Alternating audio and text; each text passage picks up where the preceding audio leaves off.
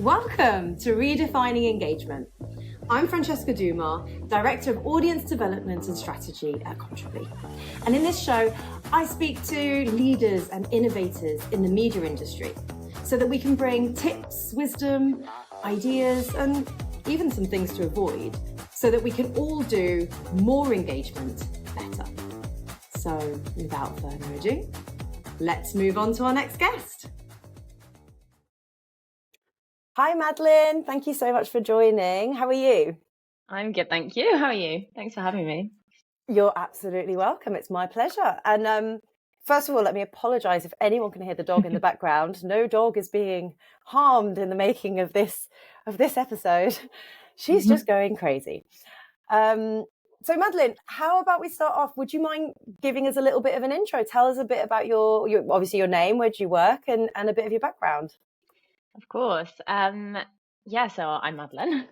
I am VP Marketing at Poool and co-founder of the Audiences. So these seem like two very, very separate jobs, or I get asked a lot, like how to have enough time to do both these things, but they're actually linked. So let me explain. Poool, we're a dynamic paywall and engagement conversion retention tool. So our technology allows publishers to block content and ask a reader for something in exchange, a value exchange, that I know is a favorite phrase of yours as well.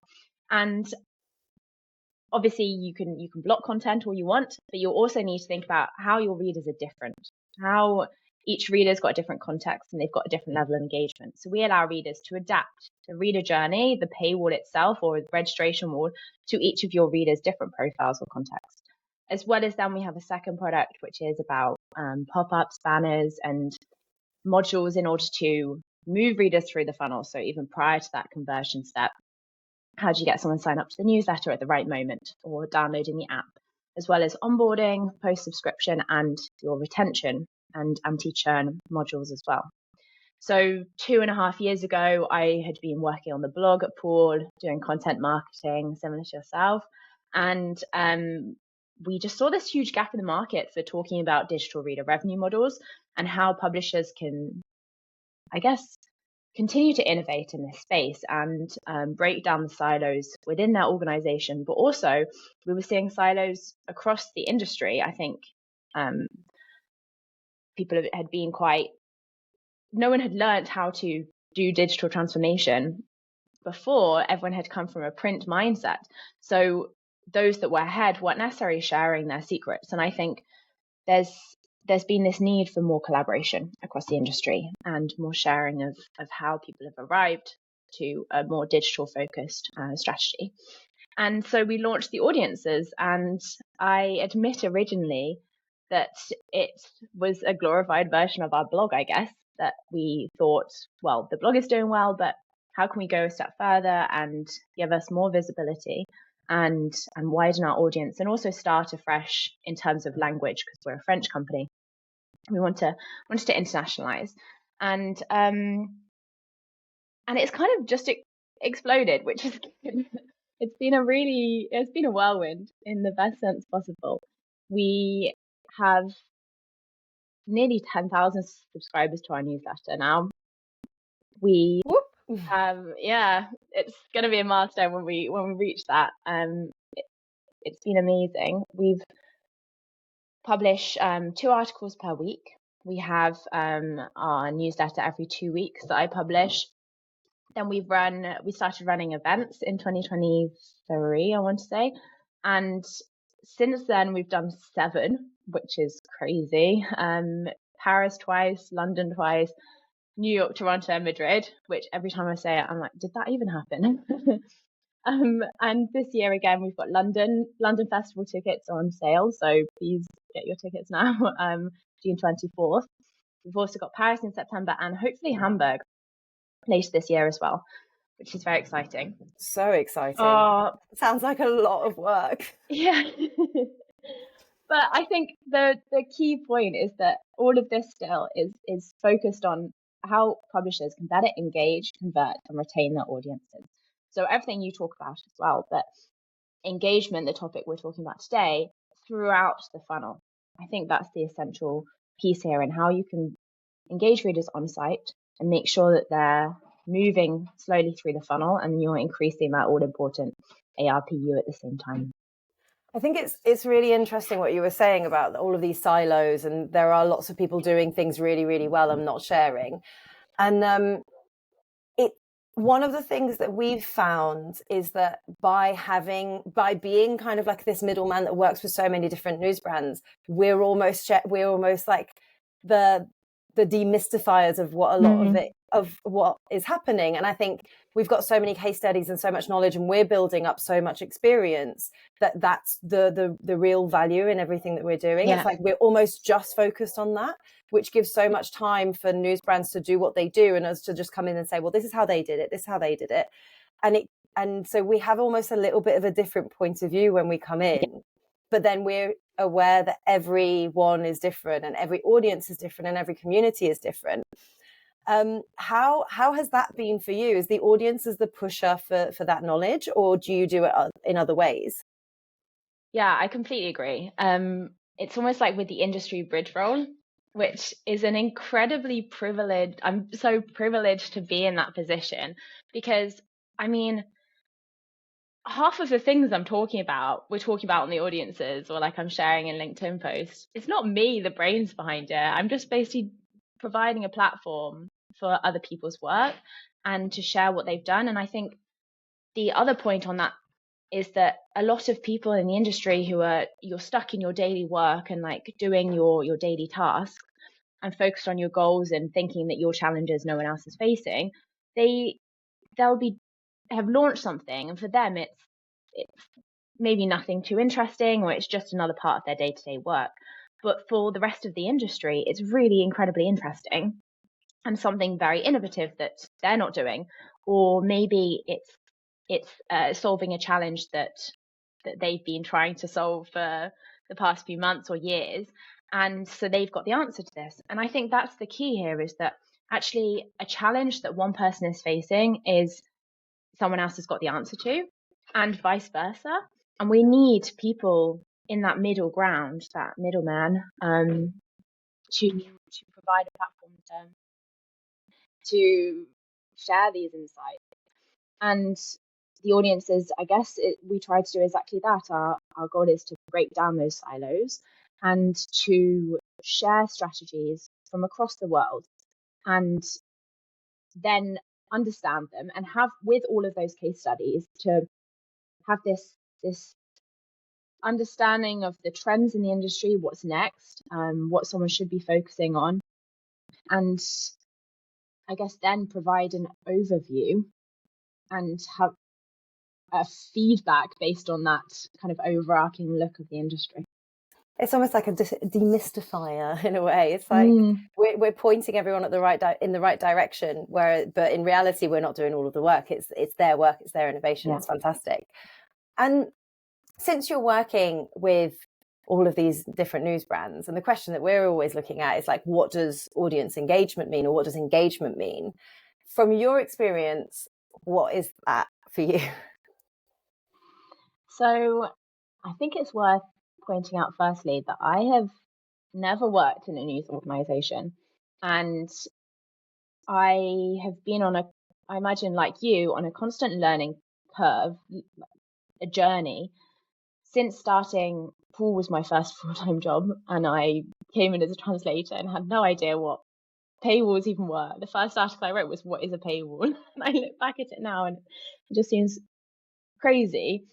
But I think when I was starting out learning about engagement, one of the articles I wrote on the audiences was how do you define engagement? And I did lots of interviews similar to yourself, asking different publishers how they measure engagement. And I think the goal of this article was that I wanted to answer the question. And through trying to answer the question, I realized there is no answer. And it's so dependent on a publisher's goals and strategy, their audience, all of these different factors, that actually what's valuable in these conversations is seeing, benchmarking what others are doing and testing with our own audience, and ultimately putting our audiences first.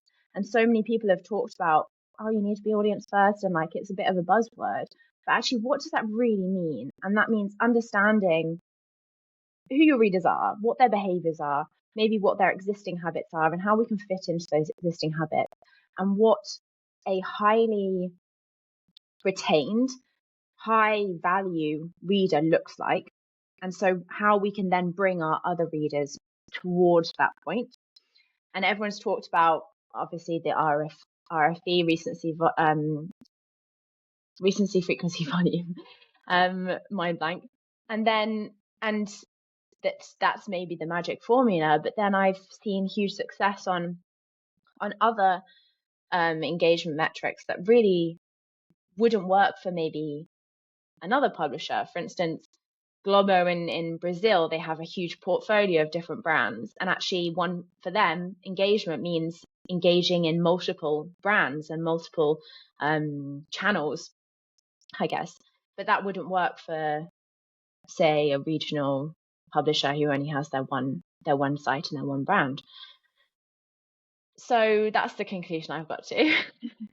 It's a really good one. I think I'm coming to a very similar one, but I think there's a bit of me that's also like separating the measurement from the definition as well, because we automatically go so quickly towards how do we measure it versus like defining it. And maybe there's a world where at least within your organization you have a definition that works for your community and your aims and your kind of world versus a global definition for all news brands. Yeah, I think that's part of the challenge, is that the word engagement is not only differs across the industry but across teams. And at our first festival in London 2 years ago, we had a whole panel talking about translating across editorial product and audience teams. And I think defining engagement even within a single organization is really difficult. And I mean, I know we've got the example of like FT that had their North Star RFE metric, but is that something that resonates? My question is that something that resonates and is understandable by all teams? And I guess that was their goal in making it a North Star, to make sure that it was understandable by everyone. But maybe there's a difference between being understandable and being optimal for success in that team. So I guess it's more than just translating. It's also like there's an understanding behind there as well. A good translator, they understand both languages, they understand the culture behind both languages, importantly. And sometimes the word isn't the direct translation. I mean, both of us are linguists as well. It's sometimes the way that you translate a phrase from French to English, it's not the same format. It's not the words. You've got those false friends, those words that you think is a very similar word, very similar format, but actually no, it's not the best one that works, or something that an English person just speaking in English would use. And I guess this applies to engagement as well. A question that's completely irrelevant to this. Do you have as a fellow linguist, do you have a favorite false friend? Oh my gosh. No, I think I hate all of them. No, I did quite a lot of translation, with Poool. And it's such a tricky job as well to translate. I guess AI is replacing that. But I think every day now, apparently I'm doing it the opposite. So for anyone that doesn't know me, I'm based in Paris and the company is French, but I'm obviously English from my accent. And my parents visited the other weekend and they were saying that I was speaking sometimes I was speaking like a French person speaking English because my syntax or whatever was different. So apparently I'm not the right person to talk to. Oh my God, that happens to me all the time. All the time. Second language interference, isn't it? Yeah. My favorite false friend was always constipado, which means you have a cold in Spanish. But obviously if you say constipated, it's not the same. So I remember growing up, like people going, Sir, I'm constipated. I need to go blow my nose. And the teacher would be like, no, that's not what you are. Anyway, we'll leave that one. Makes sense, though. That makes sense, though. Yeah. It does, okay. It does. Very sidetrack conversation there. Yes, no worries. And I love that you've kind of shared also the way that that definition, or the lack of definition almost, of engagement has like built up whilst you've been working at Poool and speaking to all of the different brands. In your experience though, when you do create an engagement strategy, what is that meant to be delivering on? Like, why should news brands be focusing so much on that strategy? So again, I guess it depends on the team you're working in. But from let's say a product kind of marketing perspective, where you're trying to move readers through the funnel, right? And in order to get a reader to move to that next step in the funnel, to be more valuable to you, the only way you're going to do that is by frustrating the reader slightly, by asking them for that value exchange. And this is my go-to kind of conversation that anyone who's listened to me speak before has definitely heard this. But a successful conversion, whether it's getting someone to sign up to your newsletter, to download your app, to subscribe or create a free account, it's all about balancing frustration and engagement. You've got frustration, which is created by that paywall block, your pop-ups, anything that requires an action from the reader or that's stopping them from completing the action that they want to complete.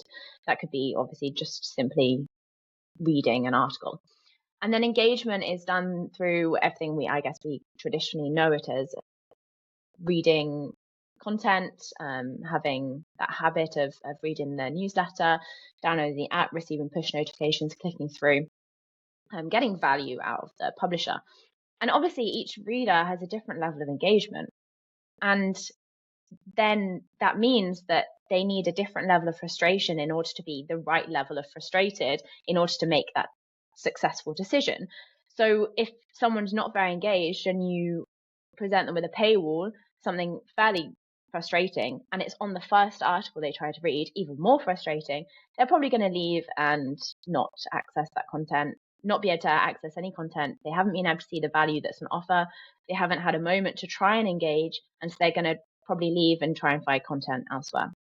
But someone who's on the website every day, who reads the newsletter, who's had a chance to increase their engagement, who we've worked through previous steps in the funnel, we've got them to sign up to the newsletter, maybe they've had access to 3-4 articles, they've understood the value proposition from this publisher, and their engagement has gradually increased. If we present a paywall at that moment, they're more likely to convert because the balance of frustration and engagement is more level, which is very tough to do, because obviously you need to understand that balance and what the balance is, how the balance is different for different readers in different contexts with different levels of engagement. And when I say context, that could be someone on mobile versus desktop is likely to behave differently. Someone who's in the UK reading the Financial Times acts differently to someone who's in the US reading the Financial Times. So all of these factors come into play, and that's what makes dynamic or personalized, adapted journeys so successful, because they understand that each reader is different and that readers have different level of engagement, and that thus the frustration needs to be different. And when you get those successful conversions, that successful balance, that's when you move readers through the funnel. And ultimately, increasing engagement is the main lever to push readers through those steps and make sure that the frustrating moments are less frustrating. I guess that measurement is like the hardest part, isn't it? Because you're trying testing for your community, but then there are so many ways to engage. So the newsletter being one, engaging direct with what we do of like sending content in, or getting readers to actually upload, of responding to polls, of reading the full article, commenting at the bottom. Like, how do you measure that across the board? Like, that's really tough to do. Is that something that you're constantly looking at as well? Like, how does the measurement work? Yeah, again, I think that differs not only for the publication, but based on the feature that you're talking about. I guess you've got newsletters and everything that's kind of signing up to something, then you've got engaging actually on site, or making sure that someone is engaged in a variety of things as well. So I guess you could talk about the actual on-site engagement. So that's all your RFE kind of scoring. But then you've also got the variety of engagement that someone's involved in. So if I take the example of Der Spiegel, for instance, they analyzed what their highest value, really engaged, retained subscribers are engaged with. They found this variety of features. So they were analyzing like debating, games, app, video, etc. And they worked out which are the best for retaining, which are the most optimal features for retaining a reader and increasing engagement. And then they used those to inform their strategy prior to subscription.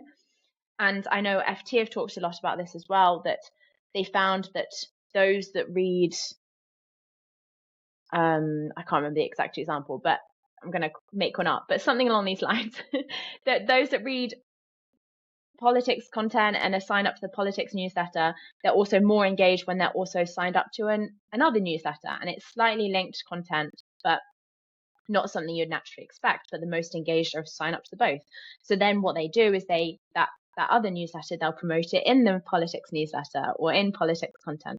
And so it's basically creating this, I guess, this diversification, isn't it? You've got diversification of revenues, but also you need to create diversification in someone's engagement. So if someone's just engaged in a single newsletter, okay, those that are engaged in that single that newsletter, what else are they engaged in, and how can we get those readers that are just engaged in that single newsletter to be more engaged in other things as well? And so it's about understanding those links between our different features and different engagement modules or experiences, and trying to bring readers across them, so then they're not just reliant on that single engagement feature.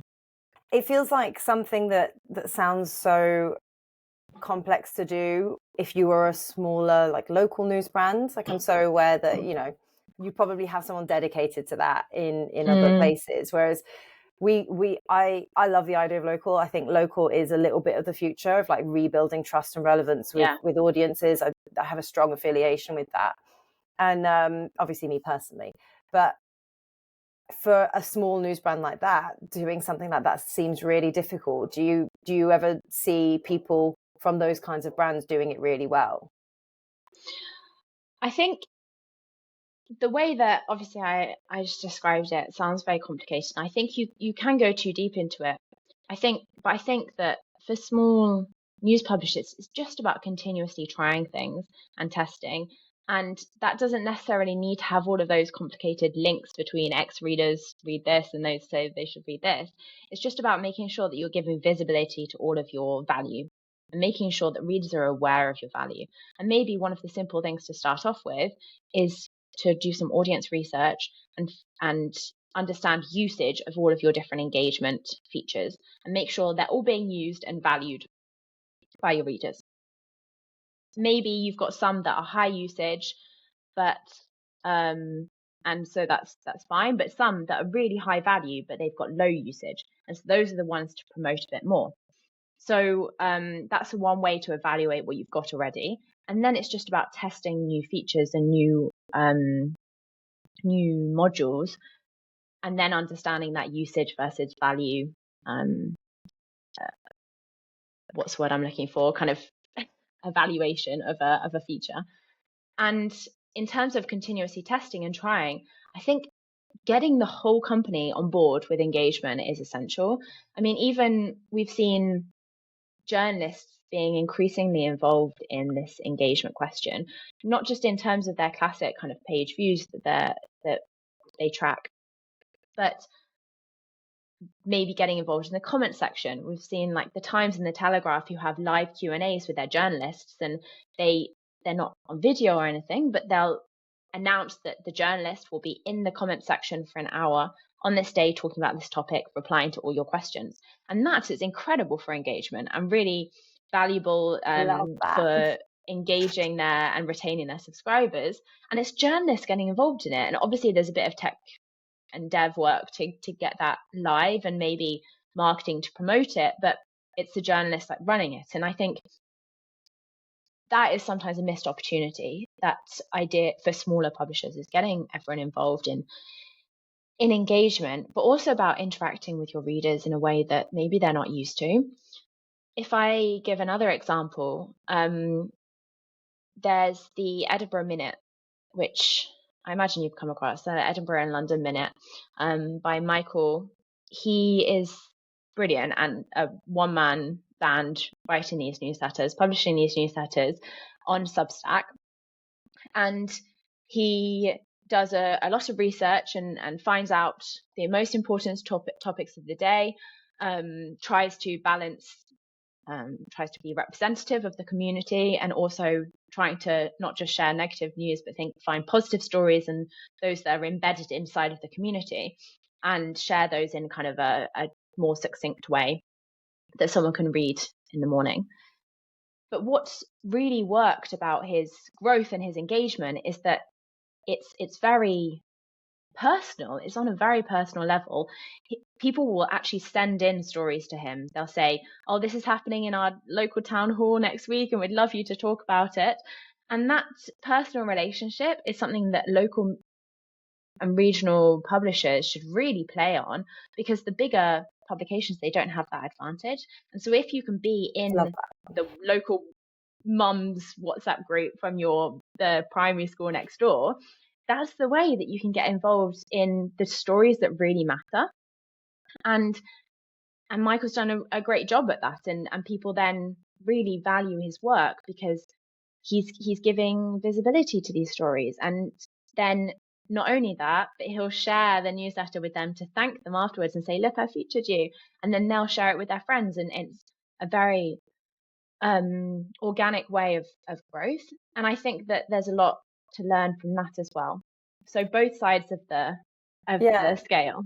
It's about authenticity, isn't it? It's like there's a point where you either look like a brand, but then I think people don't realize that there are actual people behind the brand that are doing what they do. And yes. There was a point where in the olden days when we were public, in print, you would need connections. You would go out and find people and connect with people to find those stories. And when we've moved over to this digital world, it's almost like we've gone digital and lost the connection piece. But in reality, that's the one piece that should be constant. It's just a new way of doing it at a different scale.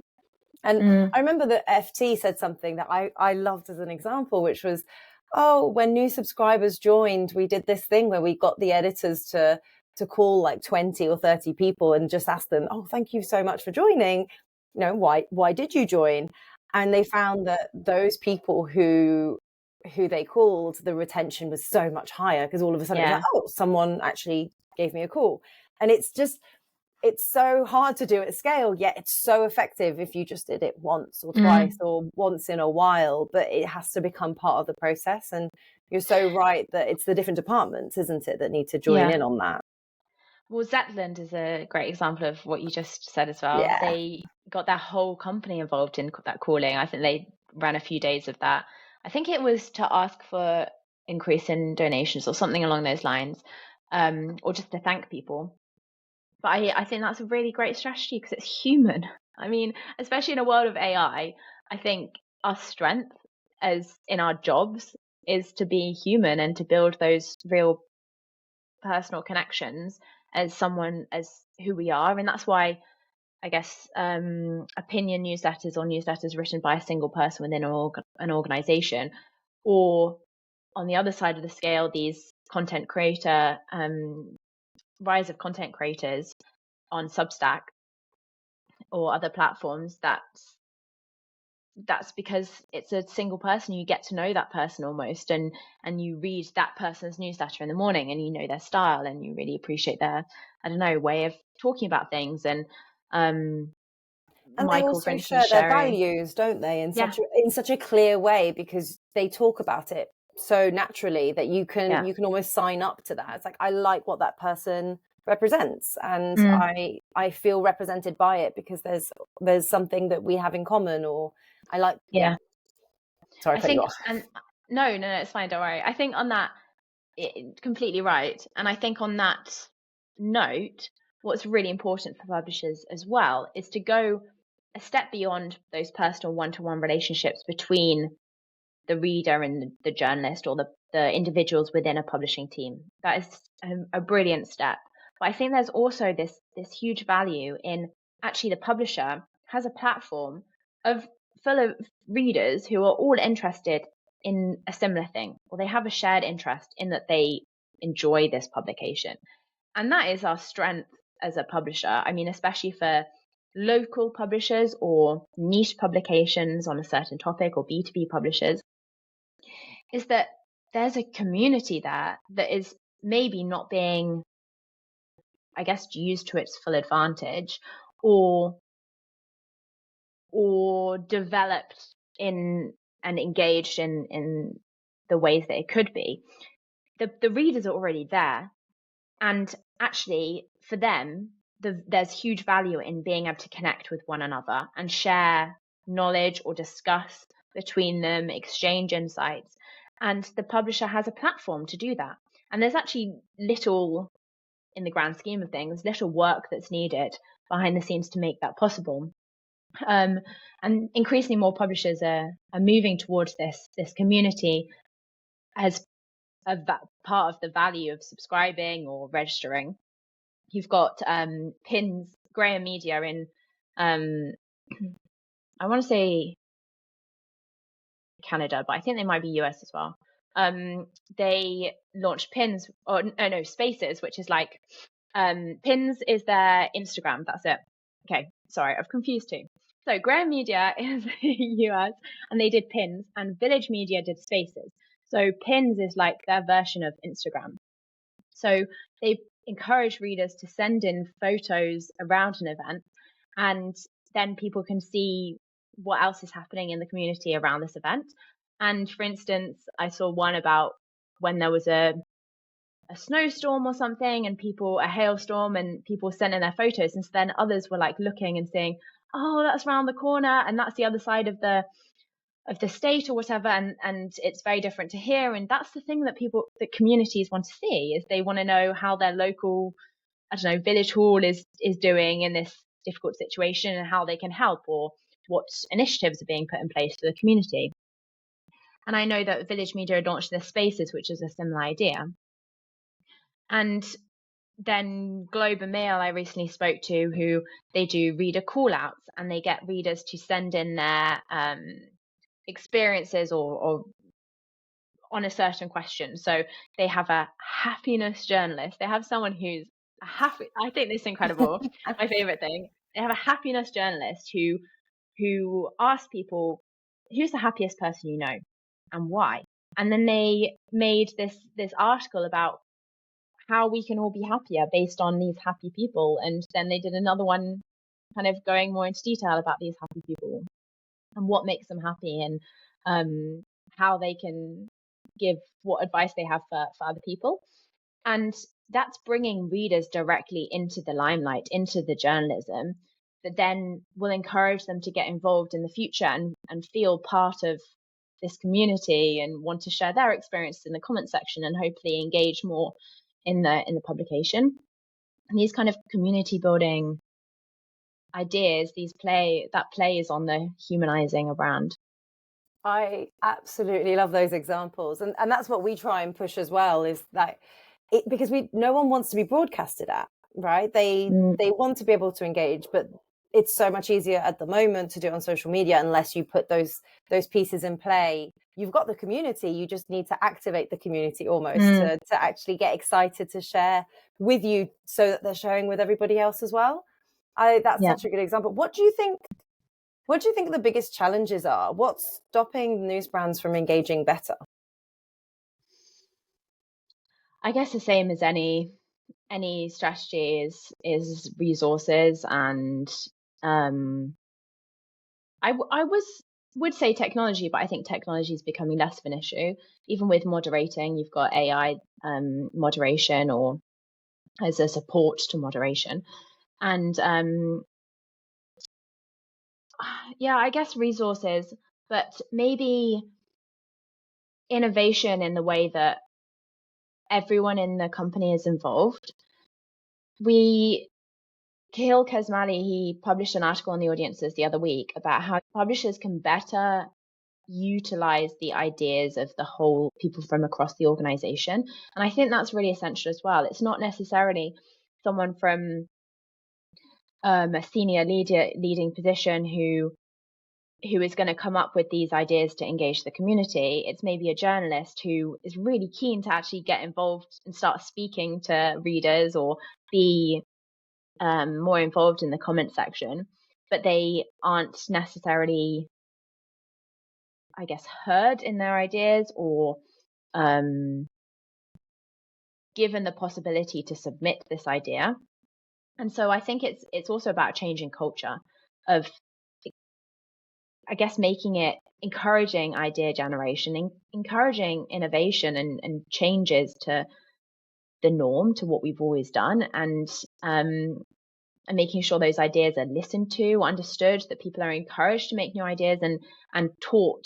What Cahill was sharing this in this article, that he also shared a template for workshops to help people generate better ideas in the right way that makes them easy to understand and easy to then, I guess, review and put into place. So that would be one of the biggest challenges and maybe solutions there. I love a template. That's so useful. What about, could you share with me maybe an initiative that significantly boosted audience engagement, and what do you think made it successful? I've got a lot of great examples of audience engagement increasing from the audiences. I need to pick wisely because they're all incredible. Obviously, I love all of the ones that I've already mentioned. I think debating, I'm going to go back to Der Spiegel actually, because they had like the majority of publishers commenting on all of their articles, but then maybe they'd have, I don't know, 20 articles talking about, I don't know, the new president of X country. And then because of that, conversations on each of these articles about this same topic. And so it's dispersing this conversation. It's making it, the value thinner, because it's spread across these 20 or so articles and not brought into one place. So they decided that they wanted to overcome this challenge and better maximize the value of these conversations. They introduced debating.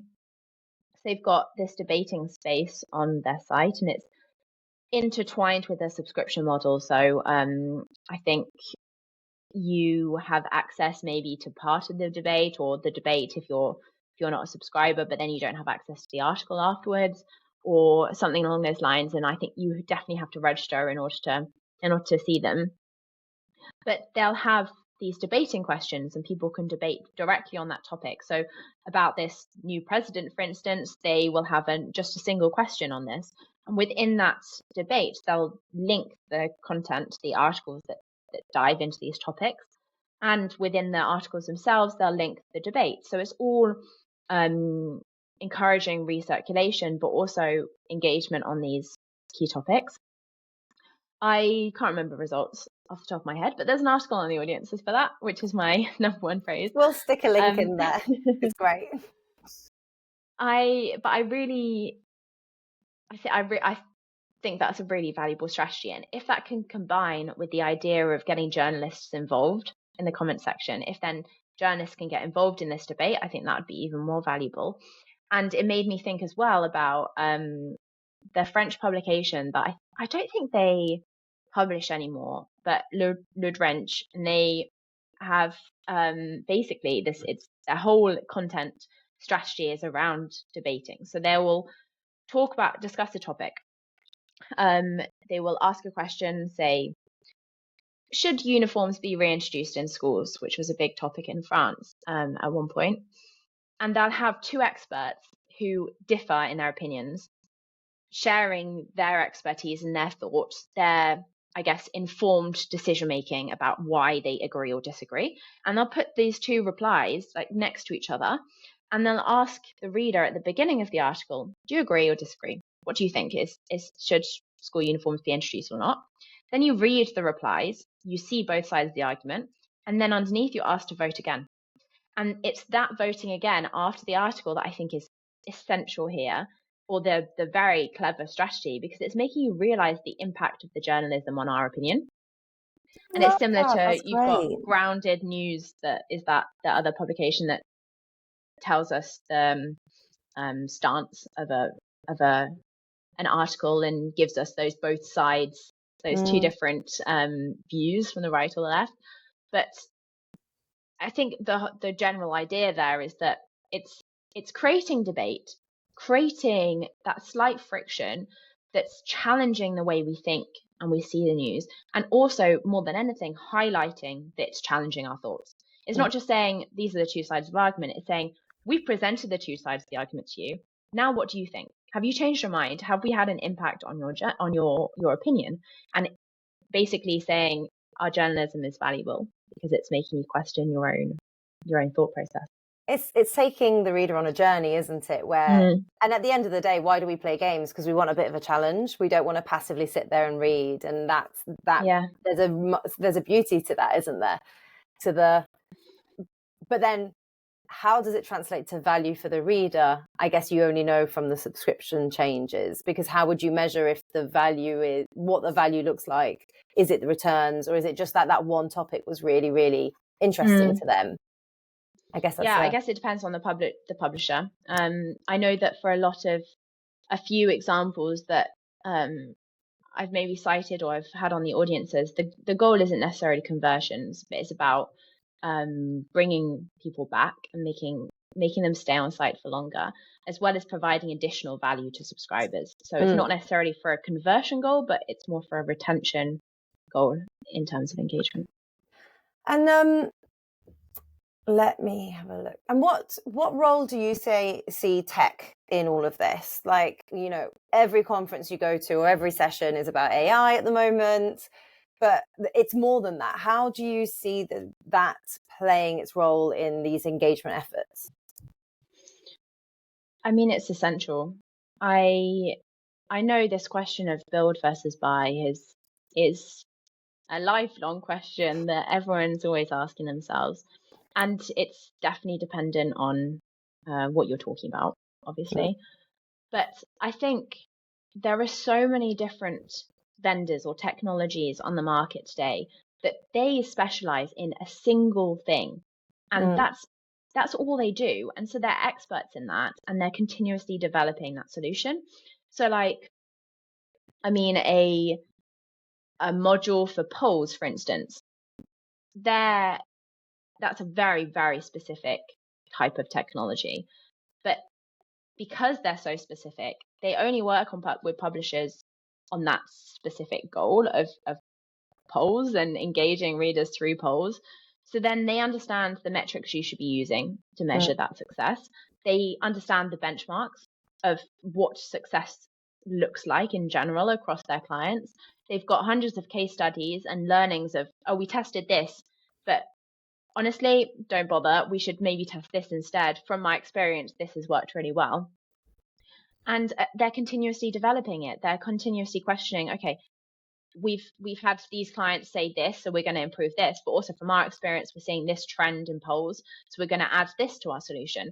And this is the difference in the build versus buy question. If you're building something yourself, maybe in the short term, the costs are lower and it feels better for your tech stack, but actually the expertise isn't there, and so you're going to be maybe one step behind in the market, and compared to competitors who are using an external solution who have these continuous updates, you're not going to be able to keep up.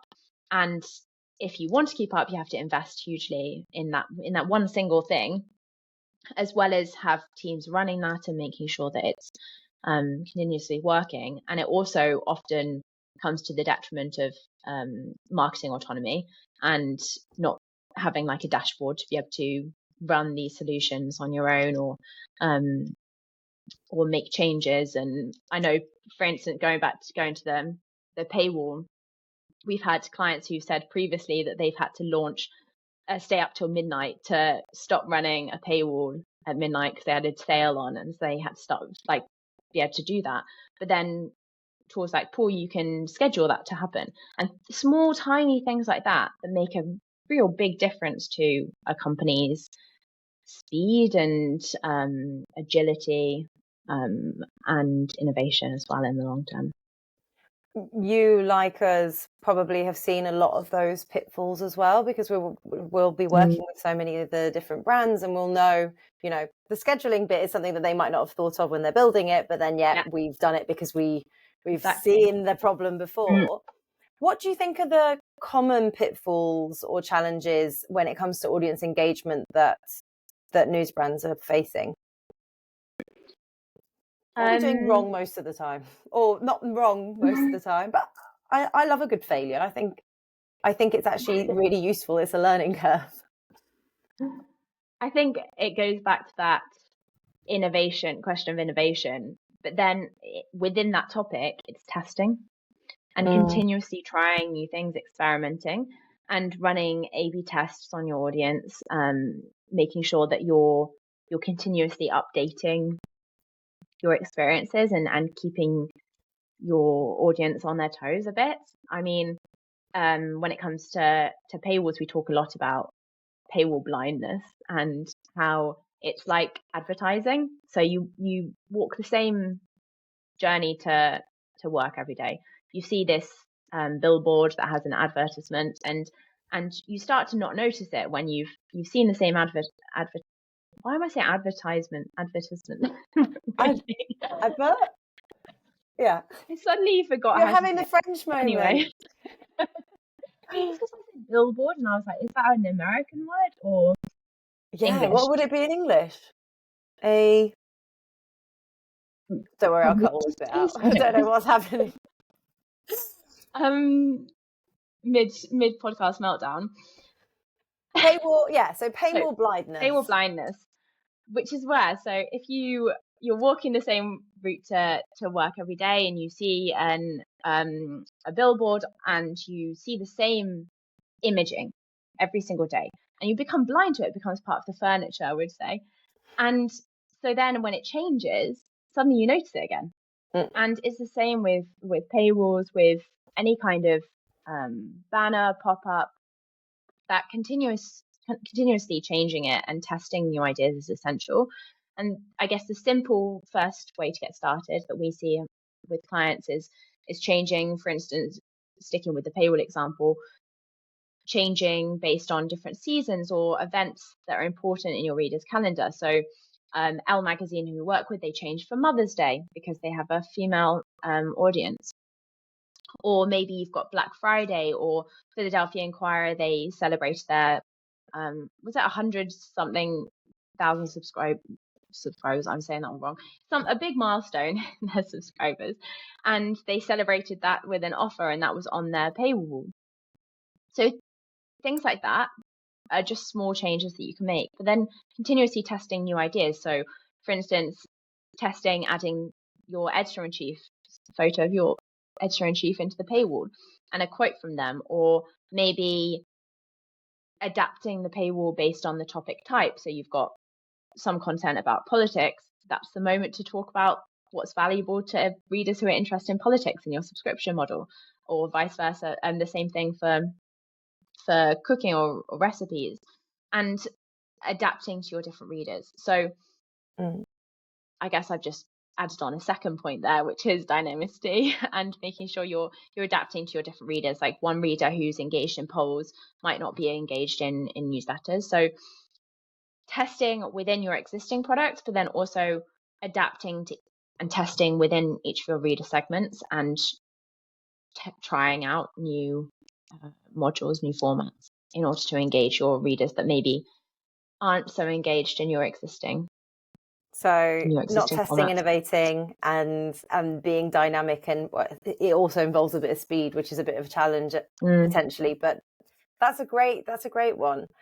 Where do you see, like, we are developing so quickly and everything's changing so quick, where do you see the future of audience engagement? I'm going to say the next it could be 5, 10, but maybe let's stick to 3 years. What do you think might change? Yeah, I like that you decreased that number, because I think with AI, who knows what's going to happen next year, let alone in 5 years. I think community is definitely the word to be focusing on.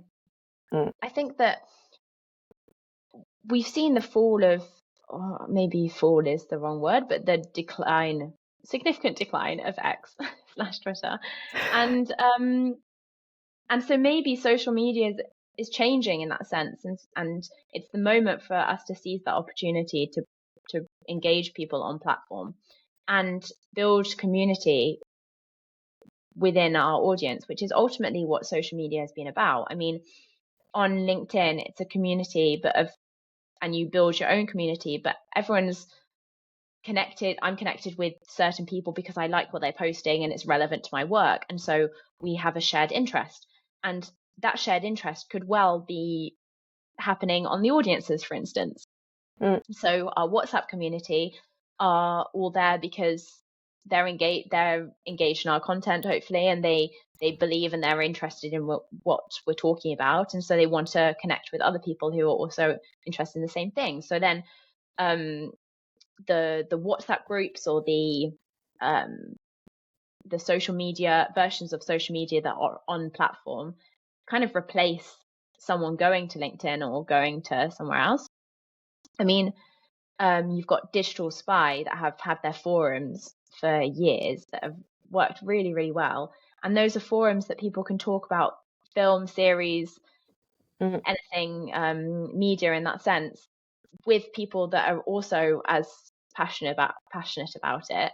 And so maybe people will go there regularly to engage in those conversations and engage with people who share that interest.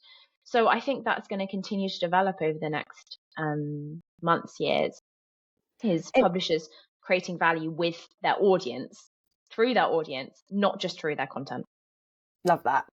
And what about skills? Because you've mentioned, the stagnation of innovation in a sense within teams, if I can word it that way. What skills do you think as media professionals we need to kind of focus on when we're doing that in the coming years to make sure that we're doing better? I think in terms of stagnation of innovation, I think it's more that in the past with print, we've had siloed teams, and that's worked, that's been fine, and not been a problem for success. But now with digitalization, we've seen the rise of bridge roles and creating those links between different teams and interdisciplinary roles and projects. And technology has basically provided huge opportunity for innovation. It's just about seizing those opportunities, and the skills involved in that are being able to, what our conversation earlier about being able to understand different teams and understand the needs of each different team in an organization. I've got an article being released in the next week or so from NZZ Editorial. I've forgotten his official title, but he's basically in between editorial and product. And they've now got 3 of them working in this team, and they connect these 2 teams and make sure that everyone's understanding each other and on the same page when it comes to new products, new projects, and getting everyone involved in these projects. So that's, I guess, what's needed is those links between teams and the understanding, shared culture, shared direction that then everyone can get on board with and be heard when they're talking. Because maybe if someone's got an idea in editorial, but it's product listening, they could be like, well, you don't understand our business, you don't understand our goals, so that's not relevant, that's not going to work.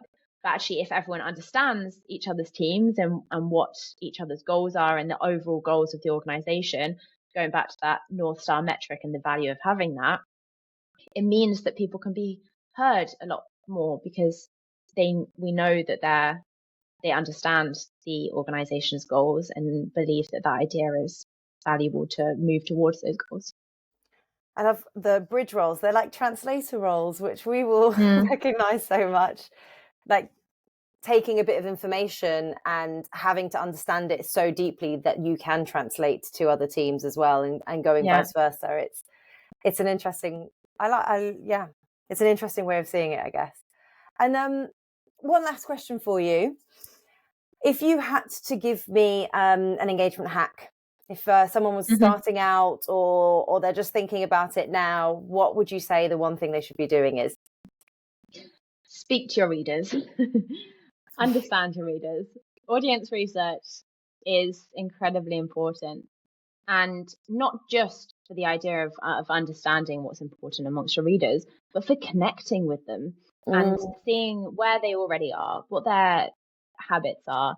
I mean, if you're going to launch a newsletter, for instance, one question that people have asked for years is, when should I send it? And maybe if you're like a big publication, then you can allow someone to adapt the sending time based on their habits. But if you're just starting out, then you want to find out when your readers want to read you and what their existing habits are and how you can fit into that. And maybe you know that they want to read in the morning, and so you're going to send it in the morning, but you're only going to find that out by talking to your readers and understanding them. So yeah, talking to your readers, understanding who they are, what they see in you, how they understand your value proposition, and then adapting to that. Whether that be simply creating, I guess, hearing them and using that to inform your decisions, or creating different segments. That's the next step, to then adapt to each of your different reader groups. I totally agree. Speak to everybody as much as possible so that we connect together and share it all. Madeleine, thank you so much for all of your insights and so many absolutely fantastic examples as well. Thank you. I'll speak to you soon. Pleasure. Really appreciate it. Yeah, see you soon.